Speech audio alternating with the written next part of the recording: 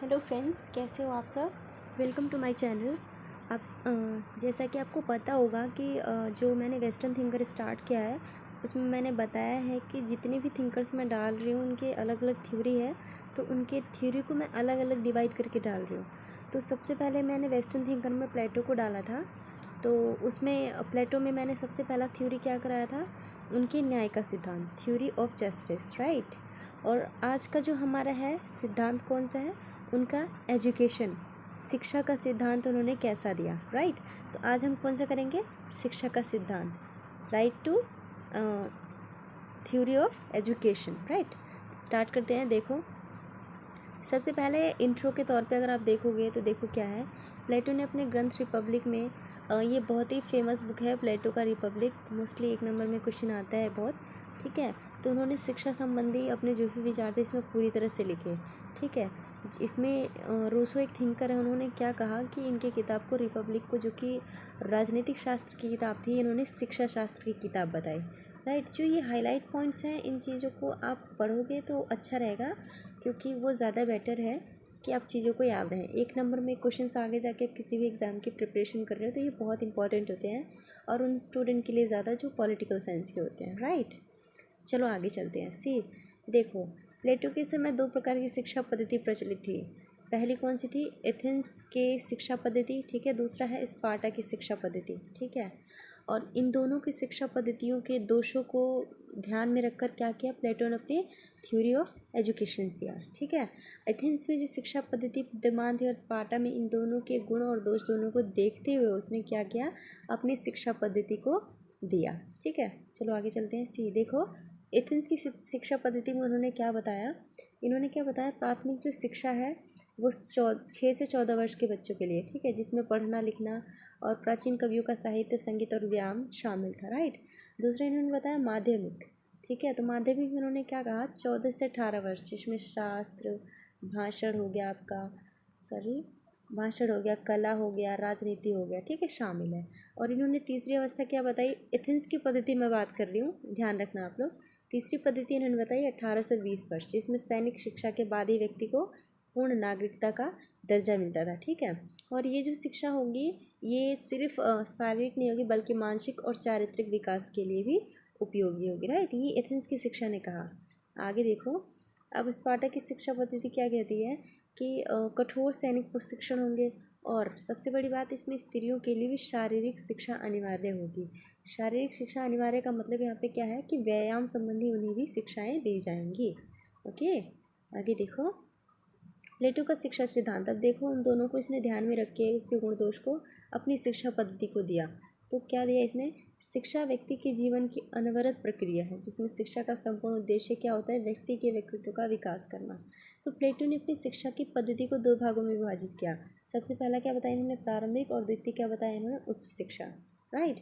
तो सबसे पहले प्रारंभिक करते हैं हम लोग। तो देखो, प्रारंभिक में इन्होंने क्या कहा, प्रारंभिक शिक्षा सभी के लिए होगी और एक समान होगी, ठीक है। और इसका उद्देश्य क्या होगा, भावनाओं, संवेगों को नियंत्रित करके चरित्र का निर्माण करना, ठीक है। अपने इमोशंस को कंट्रोल करके क्या करना होगा, व्यक्ति के कैरेक्टर को इम्प्रूव करना होगा, ठीक है। व्यक्ति के कैरेक्टर को बाहर निकालना होगा, राइट, मतलब उसका निर्माण करना होगा।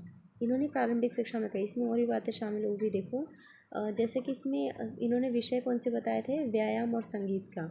तो व्यायाम में क्या होगा, केवल सबसे पहले जो व्यायाम का है इसमें देखो, केवल शारीरिक कसरत नहीं, बल्कि ऐसे शरीर का निर्माण जिसमें स्वच्छ शुद्ध मन और साहस का वास हो। व्यायाम के लिए इन्होंने क्या बताया कि सिर्फ व्यायाम से सिर्फ शरीर को निर्माण नहीं करना, बल्कि हमें एक स्वस्थ मन को उसमें निवास करने के लिए बनाना है, साहसपूर्ण बनाना है, ठीक है।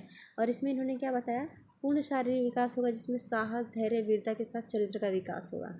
ऐसे चरित्र का निर्माण होगा जिसमें साहस हो, वीरता हो, धैर्य हो और शौर्य हो, ठीक है। दूसरा इन्होंने क्या बताया, संगीत।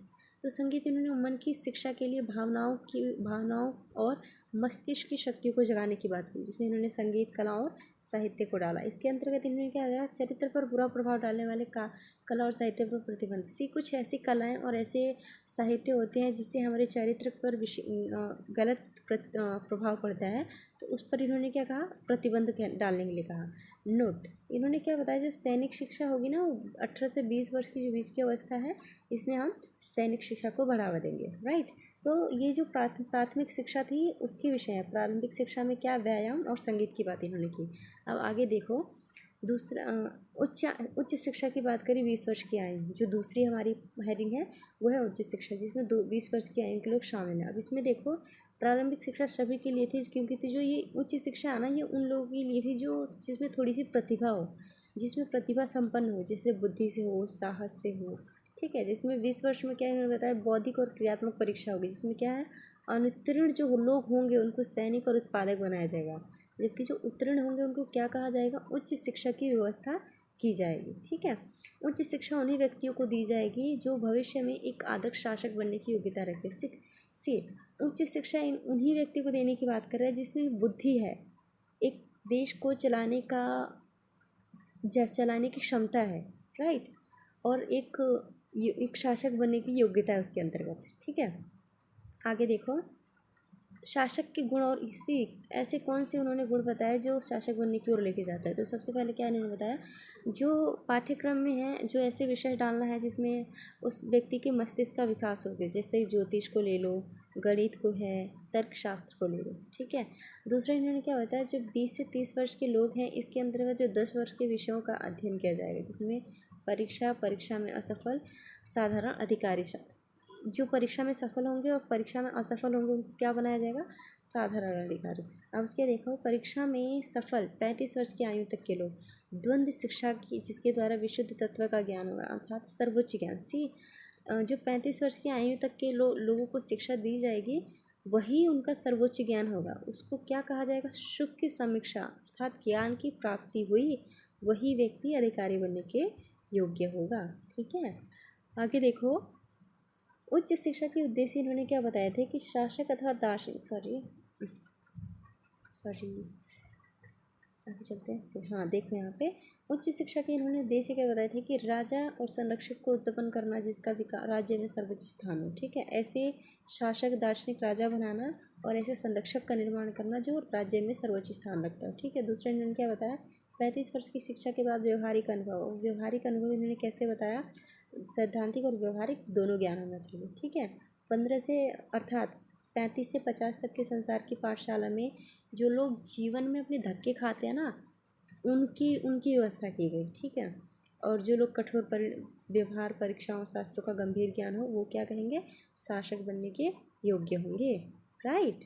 आगे देखो, प्लेटो की शिक्षा प्रणाली के गुण क्या थे। तो इन्होंने उचित आयु में शिक्षा की व्यवस्था की, जिसमें शिक्षा का पाठ्यक्रम बालकों, किशोरों, युवाओं और प्रौढ़ों के लिए अलग अलग था, ठीक है। और दूसरा इन्होंने क्या बताया कि विषयों को इन्होंने सीमित ना करके मानव जीवन के संपूर्ण अनुभव पर तक फैला दिया, ठीक है। तीसरा इन्होंने क्या बताया, व्यक्ति के शारीरिक नहीं बल्कि मानसिक आत्मिक विकास, सबका विकास होगा। और प्लेटो की शिक्षा पद्धति जो थी, इसमें पुरुष और स्त्री दोनों को अधिकार था, और ये अल्पकालीन नहीं थी इनकी शिक्षा पद्धति, बल्कि आजीवन चलने वाली प्रक्रिया मानी गई, ठीक है। आगे देखो, इसका महत्व क्या था। ये कुछ कमियों के बावजूद भी आज की दृष्टि से महत्वपूर्ण है, जो कि मानव के सर्वांगीण विकास पर बल देता है। और ये क्योंकि प्लेटो की शिक्षा जो प्रणाली है, इसका संसार ऋणी रहेगा, क्योंकि सबसे पहले प्लेटो ने ही आजीवन चलने वाली प्रक्रिया को बताया था, किसको, शिक्षा को। तो गाइस, ये जो प्लेटो की शिक्षा पद्धति थी, ये यहाँ ख़त्म होती है, ठीक है। और अगर आपको मेरा वीडियो अच्छा लगे तो प्लीज़ मेरे वीडियो को लाइक करें, शेयर करें, कमेंट, और मेरे चैनल को सब्सक्राइब करना मत भूलें। प्लीज़, न्यू चैनल है तो please I need your support, so please. और कोई क्वेरी है तो प्लीज़ मुझे कमेंट में बताइए, ठीक है। और कोई क्वेश्चन है या फिर कोई टॉपिक आपको समझना है तो आप टॉपिक कमेंट में लिखिए, मैं उससे रिलेटेड वीडियो डाल दूँगी। So friends, please like share subscribe to my channel. Thank you.